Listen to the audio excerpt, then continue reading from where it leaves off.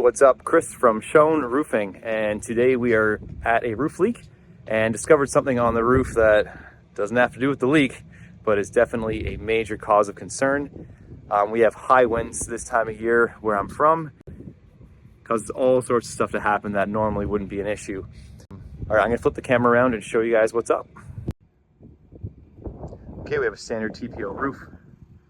Not my favorite, but it works. Everything slopes this way or across that way.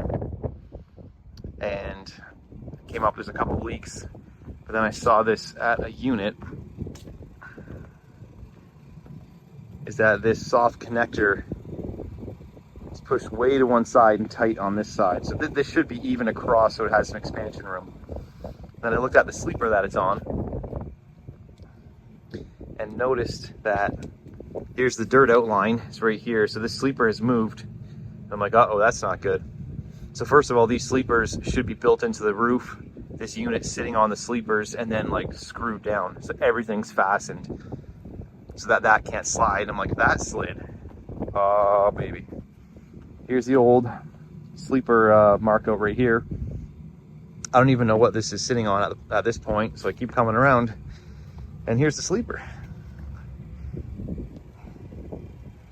It literally flipped over sideways, and right there it's sitting just on the very corner of the sleeper, which means this end could easily pop up in another windstorm, and then this unit just come crashing into the roof. If we keep going around, we can see that the gas line here has moved a little bit, so we're going to try and get that shut off. And then also the electrical that's coming through. I mean, we have a big electrical line here which feeds that, which goes over and feeds the next one. So this is kind of the hub where everything's coming out of. I didn't even check the duct work. Looks fairly straight. It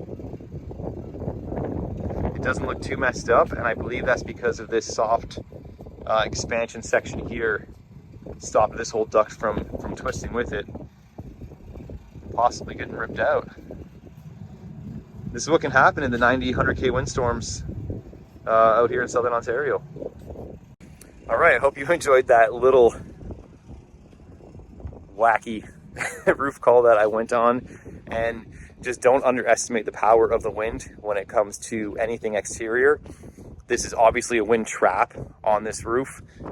Fields all around, and there's not a lot of trees to stop it. And then a unit that was improperly installed on improper sleepers. We never do them like that. I rarely see them like that unless they're really old. So doing sleepers on flat roofs, make sure they're secured, make sure they're built into the roof system so the unit can sit on top, and that way the sleepers aren't the things that are going to move in a big windstorm.